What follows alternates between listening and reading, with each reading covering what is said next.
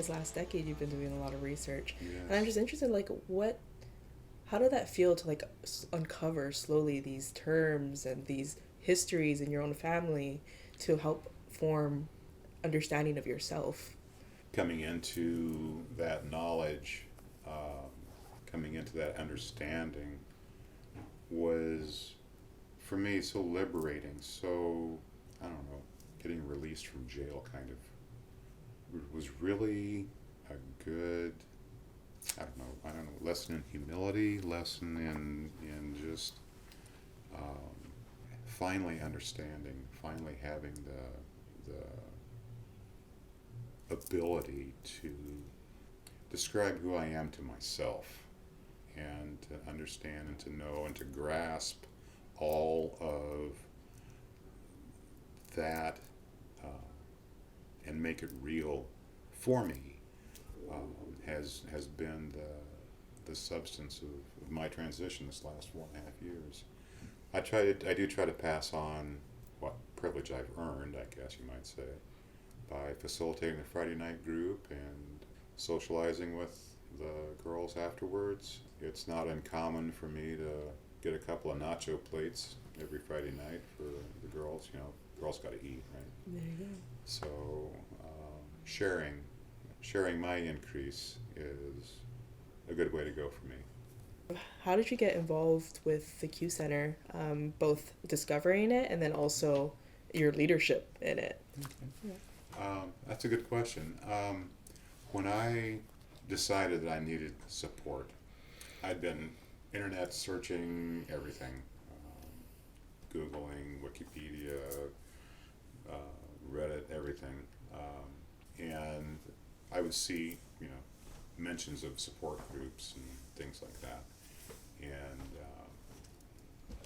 I didn't know that Portland had an LGBTQ center.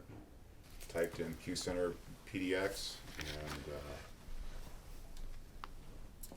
came up, and I checked the calendar of events and whatnot and saw they had a trans women support group on Friday nights. Yeah, about the middle of July 2015, I started going. And at the time, the group was strictly male to female transitioning only kind of thing, not inclusive of anyone else, intersex, non-binary, gender fluid, anything, anyone identifying that way, were kind of go somewhere else. Yeah. Leadership changed. I was asked to step up, and I did, with myself and the two other co-facilitators and just the general membership of the group. We changed things around to be a lot more inclusive. In fact, we came up with a manifesto of like who we are, who we seek to serve, kind of thing.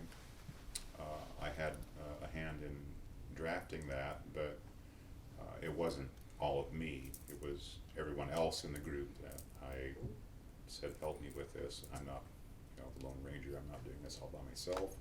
This is not supposed to be all about me. It's supposed to be all about us. So we came up with that. Like I said, we've blossomed more as a group since we realigned our focus to include the intersex people, the non-binary folks, regardless of what presentations they have, regardless of whether they're medically transitioning or not. It certainly sounds like the work that you're doing is really impactful, especially for communities who don't have access to this information. Sort of on that same trajectory of what's happening and what you're seeing and what's expansion, is there any challenges when it comes to organizing these type of groups and then also getting community members to hold these spaces that are inclusive? There are so many challenges that we as individuals in the community face. Challenges with having a roof over our head, clothes on our back, food on the table, employment, healthcare, just hope for the future. And it's difficult to instill that hope when the reality of living in Portland is that you've got, you've got rents, you've got fees, you've got normal bills and things, aside from trying to transition or trying to come to grips with realizing who you are, your own identity. And so the Friday night group, we talk to each other about meeting these challenges and are striving to meet these challenges. Sometimes we're successful, most times we're not. It's not the destination, it's in the trip itself, it's in the trying, it's in the doing. I don't know, I'm not sure I'd be much of a role model, but I'm there every Friday night holding space, creating an opportunity for people like me to come together and know that we're not alone, and know that there are others like us out there that are going through the same kinds of struggles that we are. That's a load lifter too. I can't tell you the number of times, the number of people that I've seen come into our meetings, and this huge load of concern and depression just lifts from their shoulders when they see others like them sitting, in council or sitting, in the room with us, and just being people, just being normal, or normal enough, I guess you could say, to carry on a decent conversation with somebody without having to react position of mistrust or fear. That is so affirming, so uplifting. Well, it seems like you've been recognized in your leadership, and you've received pretty long list of awards in these last few years. Can you tell us what it was like to receive these awards and what these meant to you? And I have the list here, so if you need to refer to them. Well, if you understand and can accept that I had no knowledge of getting the awards prior to receiving them, it's like, winning Let's Make a Deal or something, I mean, it is. It's rewarding, it's refreshing, it's all the good positive stuff about being recognized for doing good work. But long ago, I learned that the only reward for good work is more work. That's true. So these awards that I've gotten, this recognition that I've gotten, is like a pat on the back for me. It's we acknowledge what you're doing, we like what you're doing, but the third message to that, and it's a personal one, is keep doing what you're doing, because it's needed. It's needed to be done. Words need to be said, people need to be talked to. I'm honored.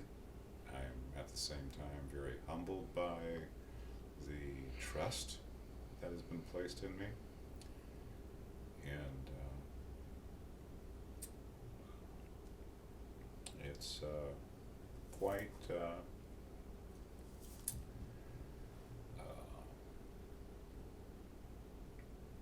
it is quite humbling for me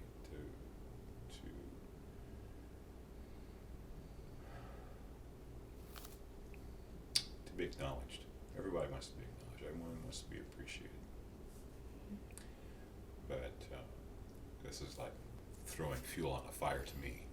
It's you're doing a good job. Keep doing it. Here's more work for you to do. And it's like, bring it on. Let's get this done. So, do you have any lasting message that you want to depart to anybody who may be listening, or just a hope for the future, for your kids or just for the general community?